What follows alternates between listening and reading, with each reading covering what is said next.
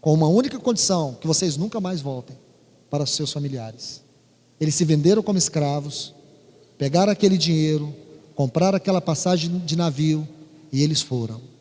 Quando eles estavam saindo, estavam ali os seus familiares e os irmãos. Nunca mais eles veriam seus rostos.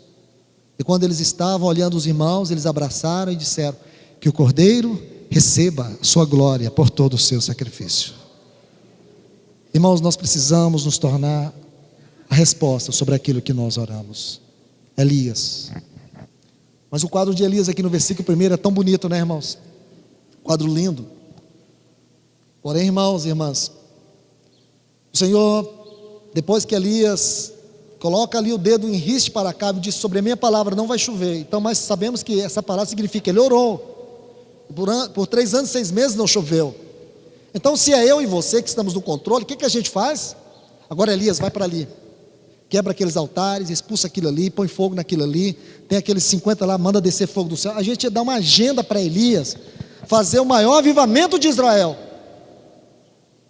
Eu creio que nós íamos dar uma agenda para Elias de 30 dias só de grandes atividades. Porém, Deus não faz isso. Eu sei que só compreendendo a mente de Deus na sua palavra para nós entender o que é que ele fez aqui. Sabe o que Deus fez?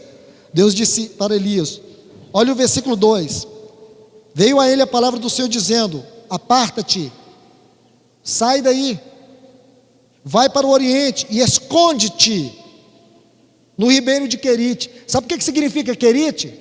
Cortar na medida certa. Irmãos, como entender isso? Eu creio que nós precisamos debruçar aos pés do Senhor e dizer: Senhor, me faz entender isso. Esse povo vivia 62 anos de apostasia, de frieza, de indiferença. Agora o Senhor começa a agir. Agora nós estamos vendo o teu profeta, estamos vendo o teu mover, e de repente o Senhor acaba com tudo. Porque, irmãos, o alvo de Deus era Elias e não Acabe. Deus nos deu esse capítulo para nos mostrar o caminho do Santo dos Santos, o caminho da vida cristã ascensional. Nós não temos nada que aprender do ponto de vista significativo para a nossa experiência prática sobre a vida de Acabe. O que nós sabemos que esse era o tempo de apostasia, mas Deus quer nos mostrar Elias. Então Deus diz para Elias: sai de cena, esconde, vai para Querite. Deus estava cortando Elias na medida certa, porque Deus tinha um caminho. O desejo de Deus era ter caminho em Elias. Então, para Deus ter caminho em mim e em você, Ele nos esconde, Ele nos corta, Ele nos tira de todo ativismo, Ele nos mantém no seu segredo, ou no seu lugar secreto. Você entende? É isso que Ele faz, essa é a mente dEle. Por isso que o Senhor Jesus nunca foi a favor da psicologia de massa. Ele sempre saía do meio daquelas multidões, porque Deus não precisa disso, irmãos. Deus não precisa nem de mim, nem de você. De pedras Ele pode suscitar filhos a Abraão se Ele quiser, mas Ele precisa ganhar o nosso coração, porque o desejo de Deus é ganhar um para atingir a muitos. Para que Elias fosse o homem de Deus, primeiro ele tinha que passar por Querite, ele tinha que ser cortado. Você sabe que nesse tempo ele se tornou o homem mais odiado, mais perseguido. Aí ele está lá em Querite, e Deus providenciando para ele alimento. Que conforto agora! Aquele lugar de cruz tornou um lugar de conforto. Mas a Bíblia diz que a fonte secou. E Deus é aquele que sabe secar nossas fontes. Deus é aquele que sabe como secar os nossos recursos. Deus é aquele que sabe tratar com as nossas emoções. Deus, Ele tem a medida certa para nos esmagar. Pode doer o tanto que for, mas você pode confiar. Como diz uma canção: às vezes eu não entendo os teus caminhos, mas uma coisa eu sei, eu tenho que confiar. E é certo isso.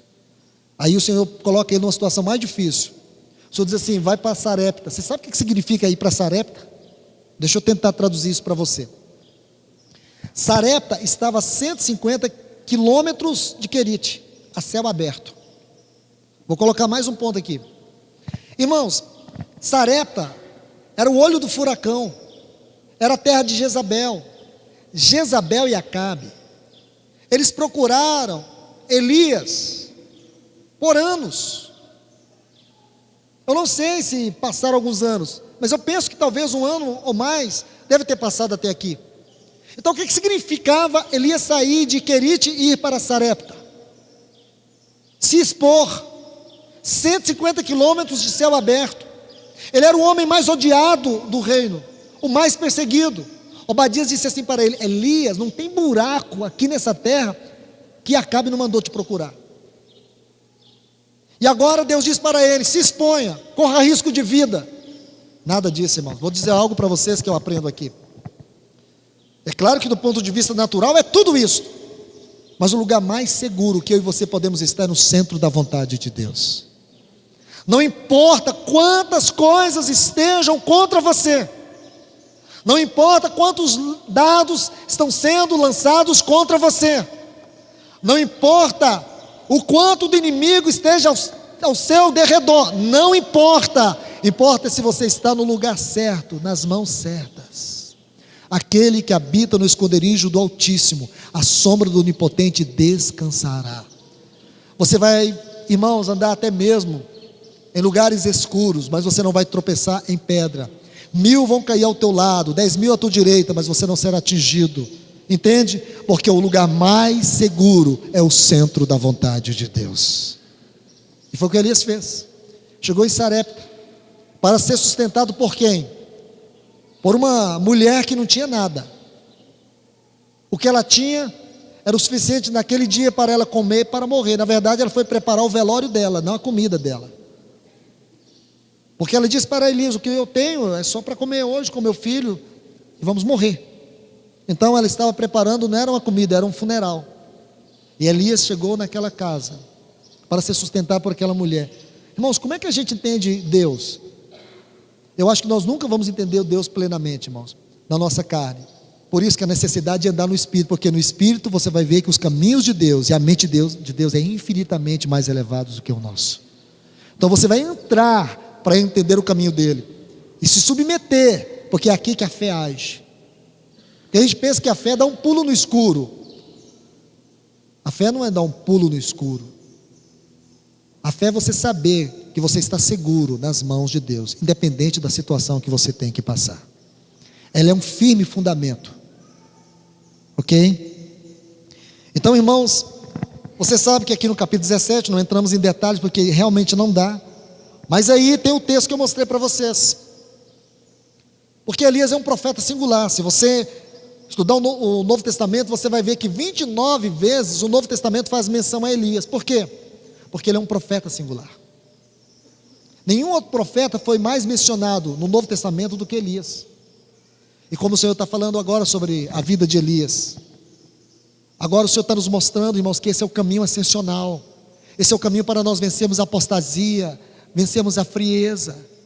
Aqui nós temos alguns pontos importantes, pelo menos 4 podemos extrair daqui. O testemunho de Deus é tão importante, irmãos. O testemunho de Deus, andar no Espírito, ser a resposta sobre aquilo que oramos e aceitar o caminho da cruz, submeter ao caminho da cruz. Seria melhor assim, submeter ao caminho da cruz. Então aqui nós temos 4 pontos importantes para nós vencermos a apostasia. Eu sei que poderíamos amplificar mais sobre esses 4 pontos. Agora aqui o último está diante de nós. Elias, um homem de Deus. O que isso nos mostra? Esse é o objetivo de Deus. Como que nós podemos ser um homem de Deus, ser uma mulher de Deus? Aqui estão os 4 passos. Esses 4 passos se resumem em um ponto muito importante: a nossa posição celestial.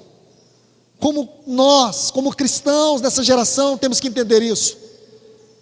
A despeito de sermos pessoas limitadas, pessoas naturais, nós somos pessoas espirituais. Nós temos uma realidade espiritual.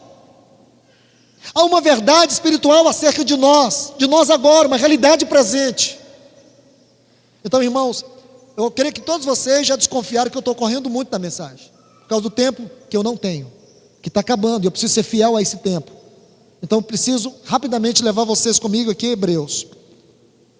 Mas isso pode, vocês que estão anotando, prossigam em casa, vejam isso com mais detalhes. Vocês vão ver que glória que é isso, irmãos, que preciosidade que é isso.